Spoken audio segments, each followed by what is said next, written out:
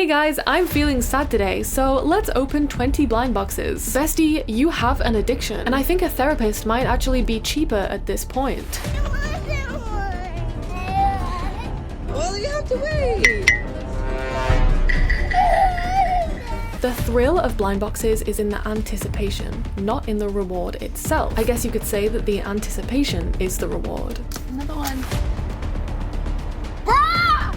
You're joking! Half of you influencers I see on TikTok are so undeserving of the love and support you get from young people. I'm embarrassed for you, actually. Someone's gotta say it. Blind boxes are evil. There, I said it. Now, you're probably thinking, here she goes again, complaining about people having fun and whimsy. Yeah, that's what the evil blind boxes want you to think. Today, I am exposing blind boxes. Because when you look deeper than the fun and the whimsy, there is something darker. Just in case you're unfamiliar with blind boxes or blind bags are things that you buy in concealed packaging, so it's a surprise as to which item you actually get. They're usually toys or collectibles, and lots of blind boxes have different sets where their aim is to collect them all or to find rare ones. Some examples include Labubus, you remember those, right? Sunny Angels, these are really popular. There are also tons of Sanrio blind boxes out there, and more recently, the viral mystery dumplings. But TLDR, you're paying money to receive a randomized item, so we're gambling. The concept of blind boxes goes way back. Apparently they originated in Japan in the 1980s, where department stores would sell randomized items at a discounted price. Also, gachapons, those machines that you put coins into and they dispense a little capsule with something inside, those became popular in the 1960s, but they're still hanging around now. And since then, we've seen this mystery item concept evolve into loads of things. And it's not even just blind boxes. People love buying mystery items, you know, like in-game loot boxes, card packs, those mystery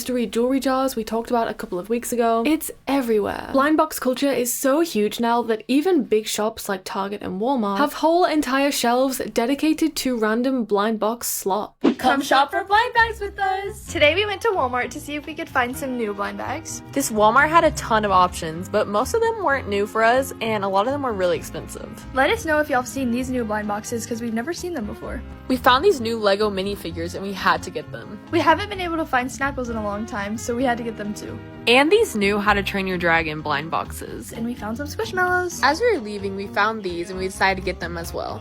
And that's it! Stay tuned to watch us unbox these! And I say blind box slop because blind boxes really aren't special anymore. They used to be a niche little thing that was kind of like any other type of collecting, but oh no, not anymore. These things are now so popular and so common, and brands know that people, especially young kids, love the thrill of opening blind boxes so much that they are churning out new blind boxes almost as fast as I churn out YouTube shorts. In fact, according to data from the Ali Research Institute, young people's consumption of blind box products increased by 73% between 2016 and 2020, which is huge. So what is it about blind boxes that has people so obsessed? There is actually quite a simple explanation. It's all about the thrill. It's about the mystery, the excitement. For most of us, buying new things is already quite exciting, right? The acquisition of new belongings, that normally makes our little human brains happy. What's actually going on in our brains when we open a blind box is a powerful dopamine response in the brain's reward system. Dopamine is one of those words that I hear people use a lot on social media, but I've never known the actual science behind it, so I did quite a bit of reading up about neuroscience for this video, and here's what I learned. And I'll link some sources, articles, and research studies in the description. So, dopamine is the neurotransmitter associated with wanting, motivation, and reward. This is why you hear the phrase dopamine rush being used in a lot of videos where people are doing fun things. As I said, for a lot of us, when we buy something, it makes us feel happy. It's like a reward. That's the dopamine. However, blind boxes are so interesting because they make our brains do something a little different. When we open a mystery item, that dopamine rush actually comes before you get your item. The dopamine spike happens when you're anticipating what toy or item you're going to get. The actual reveal of the item is somewhat secondary. And if you've ever opened a blind box, you might have experienced this yourself. You're so excited to open the blind box, even just having one in your hands is exciting. And as soon as you open it and you find out what you get, that excitement sometimes very quickly fades away. The thrill of blind boxes is in the anticipation, not in the reward itself. I guess you could say that the anticipation is the reward. And this is why lots of people compare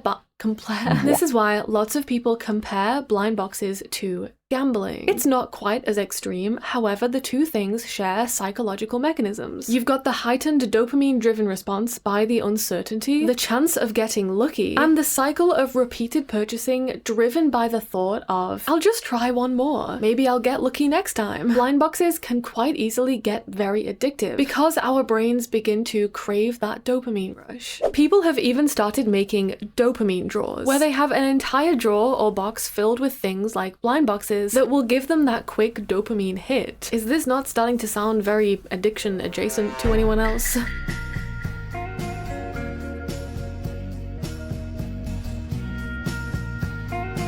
And the thing is, blind boxes are not cheap. Brands know that blind boxes are so popular now, so they've kind of made these things a little expensive over the past few years. I'm gonna take a guess and say every single one of these blind boxes are between like $5 to $10. I'm not sure about the Sunny Angels, they might be more expensive. And because blind boxes are becoming so normalized, parents are even giving them to really young kids now, because all they're thinking about is the excitement. But when kids and their kid brains feel the drop of disappointment after that dopamine hit, they feel it. Check out this video I came across on Instagram the other day. It says, unboxing gone wrong, and I'm pretty sure you can already tell what's about to happen here. Open it, Daddy. This way. Is it apple? I want it. You don't- I want the pink and purple. Wow. I want that one. I don't like this one. Well, you have to ask Addie if she wants to trade. You want to switch? No. I want that one. Well, you have to wait.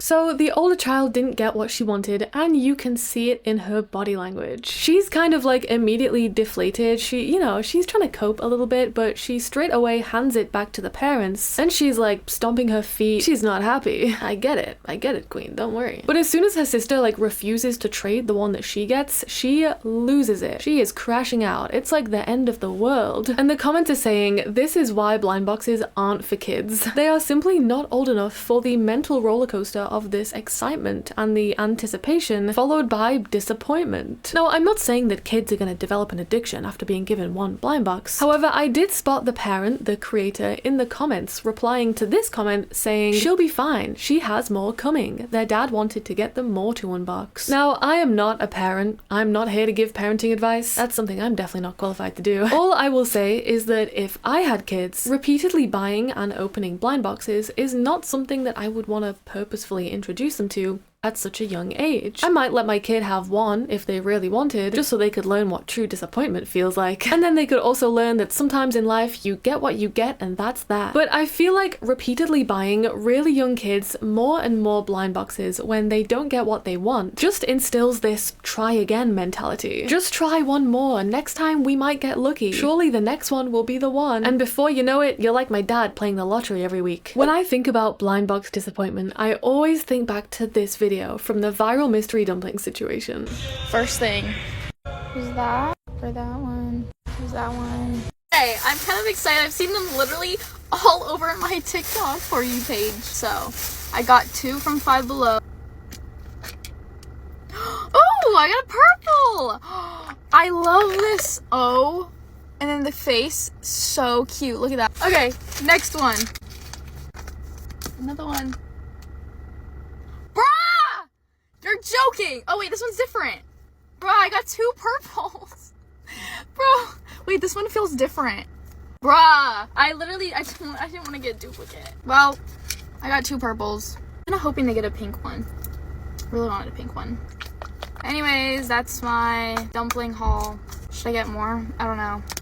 Bye. This video is like the perfect example of that blind box disappointment. You can tell she starts off this video so happy, so excited. The dopamine is hitting. It's hitting right here because she's anticipating the reward of these dumplings. And with the blind boxes, this is where the dopamine spike happens. It's what I was talking about earlier. But throughout this video, you can tell that as she opens them, she kind of gets more and more disappointed. Especially after she opens the second dumpling. That's where things really start to go downhill. And it's a perfect example of just blind boxes being blind boxes. Again, you can tell she's trying to cope here for the video. She's trying to act like semi-happy, I guess. But you can just tell. You can tell in what she's saying, her body language, facial expressions, the tone of her voice. She is disappointed. And I feel like anybody would be if you got a double of something on your first go of trying a blind box. And she says at the end, you know, like, okay, what now? Do I buy more? Should I buy more? Should I get more? I don't know. And this is where the cycle begins. Because sure enough, she did go and buy more, and she's posted multiple videos of her unboxing more dumplings. For a lot of people, myself included, that sudden drop, that feeling of disappointment and sometimes even regret when you open a blind box makes the whole experience not worth it. That risk of being disappointed, it's just, no, it's not for me. I've played a few of those gachapon machines and I've opened a few little blind box toys in the past. I remember very specifically opening a Sonic the Hedgehog blind box when I was in my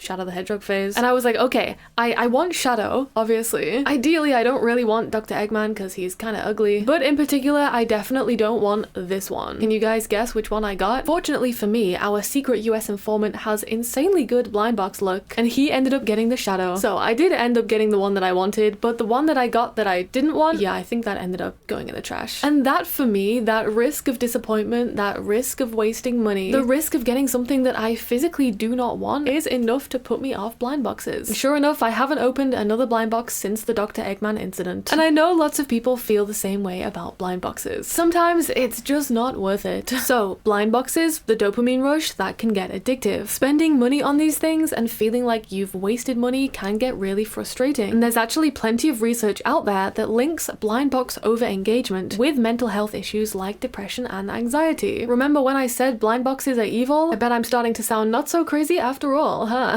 Now, like pretty much everything else I discuss on my channel, this whole blind box thing is fine if done in moderation. If you're mindful about it, if you're not getting addicted and not being an overconsumption final boss. Buying a couple of blind boxes and staying in control of those purchasing and spending habits is fine. But the thing is, blind boxes are specifically designed to encourage the opposite of that, even down to the packaging. Blind box brands love throwing three little words around: collect them all. You can normally find this written on the blind box packaging somewhere. Collect them all, 18 to collect, keep going, keep buying. You want to collect them all, right? You want the rare one, right? And again, this is where blind boxes get a little bit evil, because you're supposed to collect them. And obviously collecting things is also fine if you do it slowly and deliberately, and again, if you're mindful about it. I have a whole separate video about collecting versus overconsumption, where I go into huge detail about how to stay in control of your collecting in a world of brands constantly telling you to collect them all. The key to collecting things without it turning into overconsumption is collecting things deliberately. But the thing is, the mystery aspect of blind boxes makes it really hard to be deliberate. How can you deliberately and carefully collect something when you don't even know what item you're going to receive? If there are 6 of these to collect, how many are you gonna have to buy until you actually end up with all 6? Probably quite a lot. And when you get duplicates that you don't want, then what do you do? If you're an avid collector, you might sell them or trade them, but realistically, if you don't care enough to do that, those duplicates or unwanted blind box items are probably gonna hang around collecting dust until you either throw them in the trash or they end up in a charity shop. So, we've talked about blind boxes themselves, let's talk about blind box content. Something I've been seeing a lot of on TikTok and Instagram is people using blind boxes to get that dopamine rush. People are using this consumerism almost as a coping mechanism, and they're being loud and proud about it. My main issue here with blind box content is when people develop these less than ideal habits, whether it's over-consuming, being wasteful, or getting addicted to blind boxes. Those things in themselves are not great. However, what I dislike even more is when people use those things for social media content. That's my main issue here. I'm not trying to stop people from buying blind boxes if that's how they want to get their dopamine hit. If you want to do that in moderation, whatever. That's your choice. However, if you then pull up to TikTok and start blabbing about how your blind box addiction is so fun and so exciting, we're gonna have some problems. Because shopping addictions and spending addictions are not fun. Being addicted to anything isn't cute or whimsical. Over-consuming is not cute or fun or whimsical. Over-consuming is bad for the planet. So when people make this kind of content that promotes these things and makes them sound great and fun and cool, that makes me not very happy. If you're a collector, making collecting content is fine too. I'm not the fun police, despite what people think. It's all fine if done sensibly and deliberately and carefully. But what really gets me mad is when people are like, hey guys, I'm feeling sad today, so let's open 20 blind boxes. Bestie, you have an addiction. And I think a therapist might actually be cheaper at this point. I want us to have a look at the comments of this video because there are some interesting discussions of overconsumption going on. But first, let's watch the video. Now, it's 6 minutes long, so I'm just gonna play the start of it. I may have gone the teeniest, tiniest bit overboard with the blind boxes this weekend. I have 20 to open, starting with the Harajuku Tokidoki.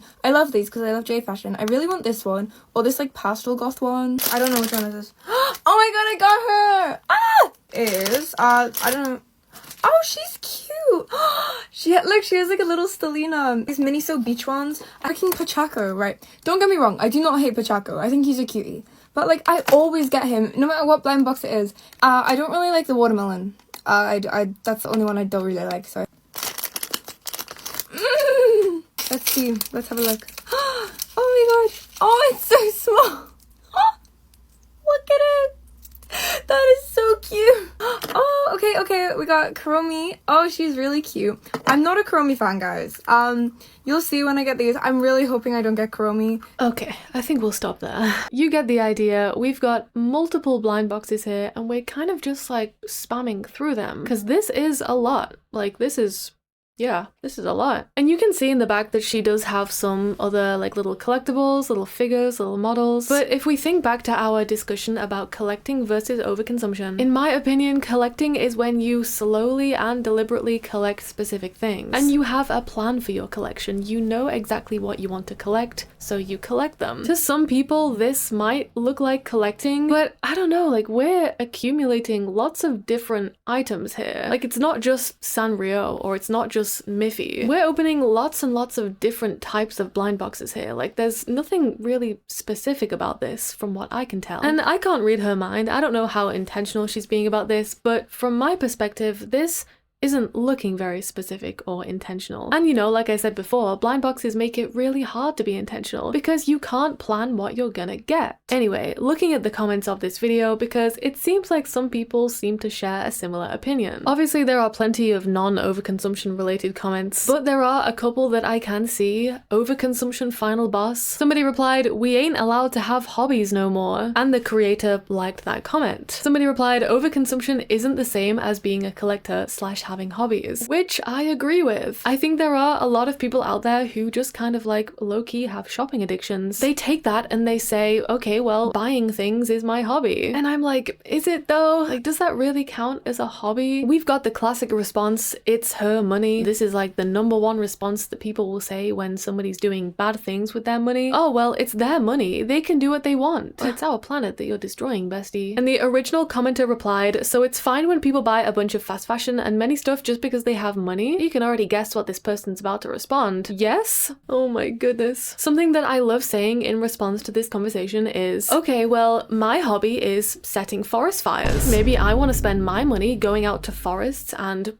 setting forest fires. It's my money. I can do what I want, right? Oh, but all of a sudden that isn't fine because you can physically see the damage to the planet. But when people overconsume, when people buy things excessively, nobody can see the physical effects that has on the planet right there in front of them. You don't see where these things end up. Like, you don't see the landfills. So people think it's fine. Another comment, the creator replied, "The problem with overconsumption is getting rid of all the stuff. If you buy loads of stuff and keep it, it's literally not a problem." Okay, so to that I'll say, are you gonna keep every single one of your belongings forever? Your entire life? You're gonna keep every single one of these blind box trinkets until the day you die? Okay, and then like, you know, after you pass away, where are those things gonna go? That's like looking at this and saying, oh yeah, this is fine. She's keeping it all. It's okay. Like, no, it's not. Like, what? Anyway, this whole thing comes back around to the content. Promoting this excessive purchasing to an audience is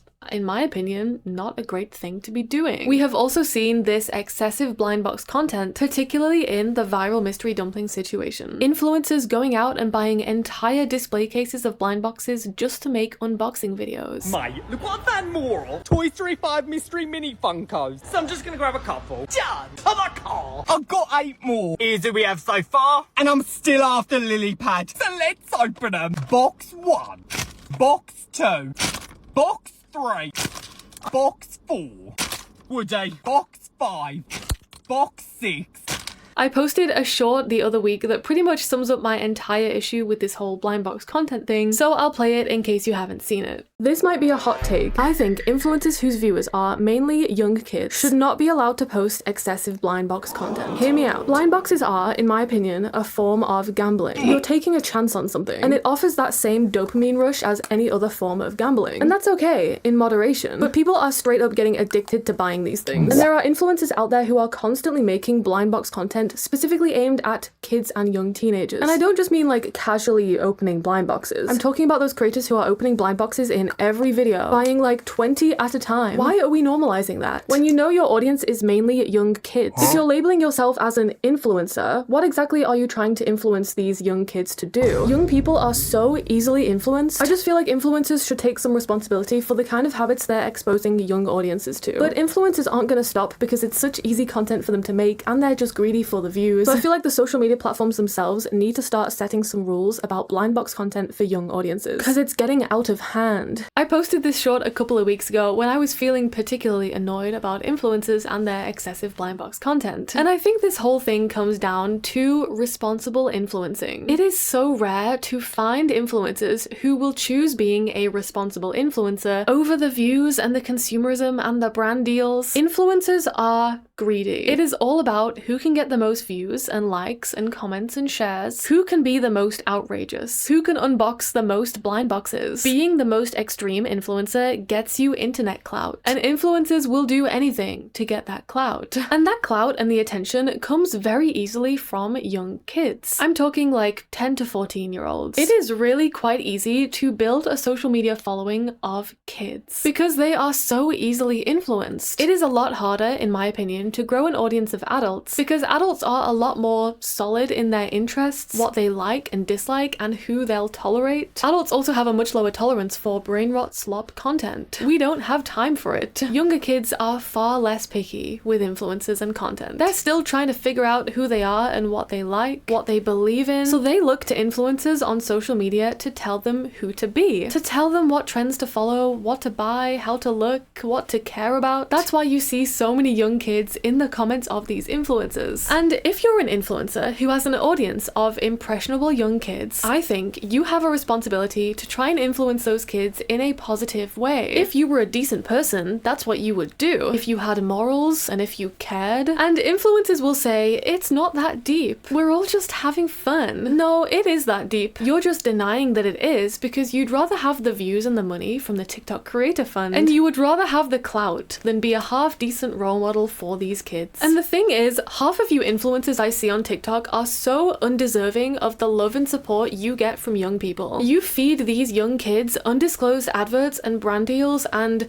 a step-by-step guide on how to overconsume and develop a shopping addiction, and these kids will call you iconic, and they will openly admit that they're jealous of your fake influencer consumerism final boss lifestyle because they're not old enough or perhaps educated enough to understand what you're doing is wrong. I'm embarrassed for you, actually, and I feel sorry for you because maybe you're too addicted by the views and blinded by the TikTok clout to see the error of your ways. Or perhaps you do see the error of your ways and you just simply don't care enough about your influence on the young kids and people in your audience to even attempt being a responsible influencer. But who cares about any of that when you're chasing TikTok fame, when you can unbox dumplings and needles all day? And I know to some people this will come across as me trying to police what content other people post. But I just think that people should be more mindful of what they are exposing their audiences to, especially young audiences, because it matters. And if I have to be the bad guy or the fun police by looking at influencers in the digital eye and saying, you need to do better, I'm fine with that. because someone's gotta say it. But to cycle back round to the original point of this video, hopefully this has highlighted some of the ways in which blind boxes are indeed a little bit evil. So many creators out there only show the fun side of blind boxes, the unboxings, the hauls, the dopamine draws, but it's not all rainbows and sunshine. There's the disappointment, there's the money spent and the money sometimes wasted, the risk of literally getting addicted to buying these things. Influencers will not show you that because it does not make for good content. And influencers will only post good content because they need the clout, the views, the followers, and the money from the TikTok creator fund. So next time you get tempted by a blind box or get influenced into wanting one, just think, do you want the blind box or do you want the dopamine hit? How will you feel if you don't get the item you want? Is it worth that risk of disappointment? Because the risk is very much there. Thank you so much for watching. Let me know in the comments how you feel about blind boxes. I post every day on this channel if you want to see more content, and I also have a second channel where I post vlogs too. I'm on Instagram and TikTok, RachXLouise with 2 L's, and I'll see you next week. Bye!